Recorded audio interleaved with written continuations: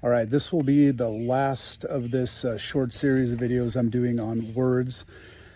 And in this case, I want to share a few words, actually phrases that I have realized over the decades that when I hear them as it relates to anxiety are not helpful at all. In fact, they are sort of disempowering. So first one is anxiety disorder. I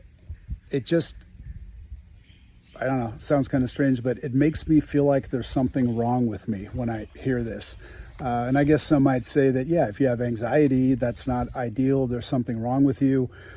I think of it more as a condition of being on earth. I have these anxious symptoms, but I don't have some medical condition called anxiety disorder.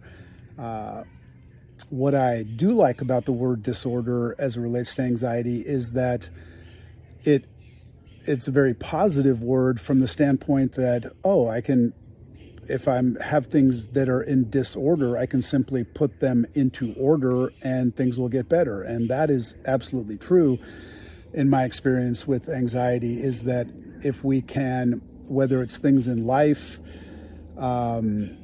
just with relationships, with work, with whatever, if we can put them in order, or our personal affairs, then anxiety tends to dissipate significantly.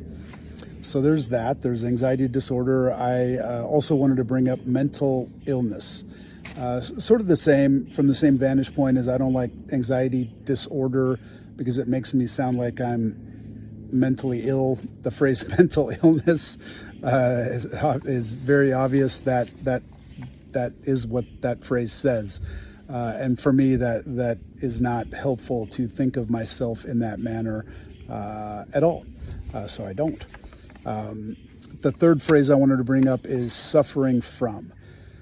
So that phrase gets used a lot, not only with anxiety, but with depression and just other things people are dealing with, usually in the mental illness arena, where people will say, oh, he's suffering from anxiety, he's suffering from depression.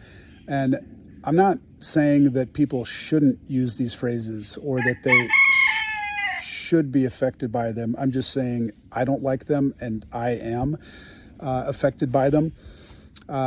It's really up to the individual. You might be empowered by these phrases, and then that's great. These are not necessarily to be avoided.